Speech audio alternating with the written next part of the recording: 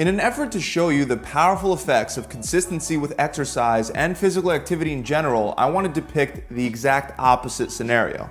I mean, have you ever wondered what would happen to your body if you stopped working out completely for a month? How about a year? What if you never worked out again? In today's video, I want to go over the psychological and the physiological effects of never working out again. And my goal is to hopefully show you the benefits of doing the exact opposite and staying consistent. And for all of you that are advanced people, you may want to stick through this video because the fitter that you are, the faster you tend to lose the benefits of exercise. The technical term for stopping exercise for an extended period of time is known by experts as detraining. And there's a couple things that happen when you go through this process. One of the very first things to change are your blood vessels. In fact, according to a study done at the University of Connecticut, your blood vessels will adapt to your change in activity levels within only 2 weeks. According to this study, the effects on your blood vessels are so great that after just a month of stopping exercise, your blood pressure could go back up to the same levels that it would be at if you never were to start exercising to begin with. This study kind of shocked me because I always thought that you would maintain at least your cardiovascular benefits for longer, but that doesn't seem to be the case. Now, I'm sure if any of you are like some of my clients, I can see a lot of people getting demotivated by this fact and being like, what's the point, right? If you take a month off, your blood pressure shoots right back up. What's the point? Well, that's true, but according to those standards, I would then argue, what's the point of showering or brushing your teeth? After 24 hours, you have to do it again every day, or else you're gonna stink. So let's look at what happens next. Obviously, if your blood vessels change, it makes it a lot harder to use oxygen as efficiently. One of the very first things to go down is your VO2 max, which is the measurement of the maximum amount of oxygen you could utilize during intense exercise. It's important to note that VO2 max doesn't just give us an idea of how good your aerobic capacity is with intense exercise, but it'll also reflect across all forms of cardiovascular activity. So, when you come back to the gym after going on vacation for a week or two, or just taking some time off, everything seems to get you super winded and your heart rate feels very high, even from things that felt pretty simple a few weeks earlier. Well, that's one of the drawbacks of your VO2 max declining. Studies indicate that just after 12 days, it'll decline by 7 to 10%. And that's a light estimate. Some studies report that just after 2 weeks, VO2 max can decline by 20%. And believe me, you'll feel even 7% decline, so that's a lot. The reason why this happens when you stop exercising is because you lose mitochondria. These are mini factories within your muscle cells that convert oxygen into energy.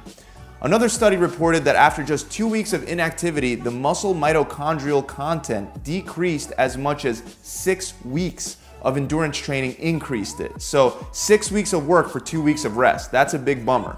Next, your blood sugar levels are going to spike up. And if you've been watching my videos for a little while now, you know that not only does this lead to health problems, but high blood sugar also triggers insulin and fat storage. Normally when you exercise, the food that you ate is used as fuel for your workouts.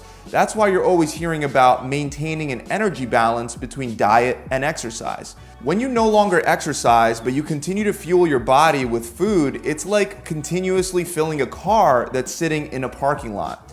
You hit a point known as spillover, except unlike the parked car, you won't have fuel spilling over on the ground. That spillover happens inside your body, and the extra fuel spills over into your fat cells. Your body will first use the blood sugar to replenish depleted glucose in your muscle tissue and then your liver. But once those are full, it's got nowhere to go except fat cells. To make matters worse, after just a week of not exercising, your muscle's mitochondrial activity in the muscle cells slow down, making your metabolism slower. So you're not only burning less from a lack of activity, but your resting metabolic rate is also going down. I'm sure everyone watching understands that this is a perfect storm for losing muscle mass and gaining body fat. Paul Arciero published a study in the Journal of Strength and Conditioning Research that found that a 5-week exercise break boosted college swimmers' fat mass by 12%. Another study looked at what happens to muscle mass when people took 1 week of bed rest. Keep in mind, bed rest and not being active are not the same thing, but this study does help give us an idea of what happens to the body when we stay sedentary for longer. The study was performed in the Netherlands at the School of Nutrition and Translational Research in Metabolism.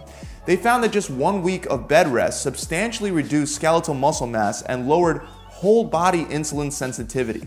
This once again is a double-edged sword because not only are you losing muscle mass, but the effects on your insulin levels will make you store fat. In another study, these same researchers found that even 5 days of disuse can lead to a 4% decline in muscle mass and a 9% decline in muscle strength. Now, like I said, just because you're not exercising doesn't mean that you're laying around in bed all day, every day. But these effects were noticed just after 1 week. If you spend a week recovering while not being confined to your bed all day, you'll probably be fine. But if you spend a month not exercising, even if you're not bedridden all day, just by being sedentary, you're going to experience similar effects. The worst part is that if you're in better shape, you're going to have more muscle mass and you'll lose more strength and muscle size compared to people that are less fit. And the last major effect that I want to talk about is with your psychology rather than your physiology. Most of you know that when you exercise, your body releases endorphins, which are hormones that make you feel really good and happy. Obviously, when you stop exercising, you could expect to get a little grumpier because you won't be getting the boost in mood from all those endorphins anymore. But that's just the beginning of the psychological effects of not exercising. Anxiety and stress both go up when you don't exercise. This can lead to depression, trouble getting to sleep, and weight gain. When you stop exercising, your body quite literally forgets how to handle stress, and your natural stress response begins to atrophy just like your muscles.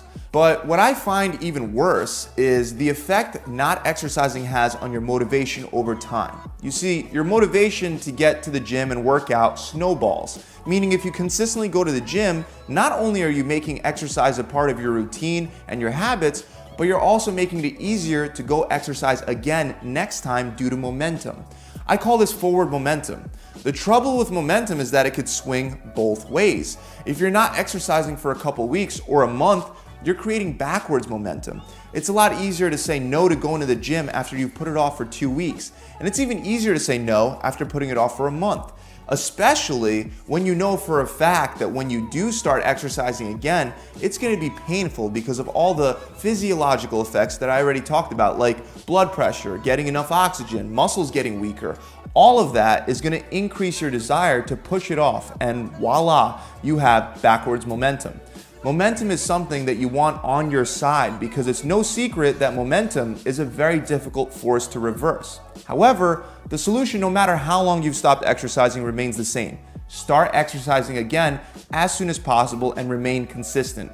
I like to exercise every day because it gives me forward momentum and surprisingly makes it even easier to get into the gym than when I exercise less often. Remember, consistency is the #1 key to you getting the results and maintaining them for the long haul. So be consistent, and I hope this video helps dissuade you from considering stopping working out. If you need some time to recover, take a week off and do some light body weight training for some active recovery. That's it, guys. If you enjoyed this video, make sure you subscribe to the channel.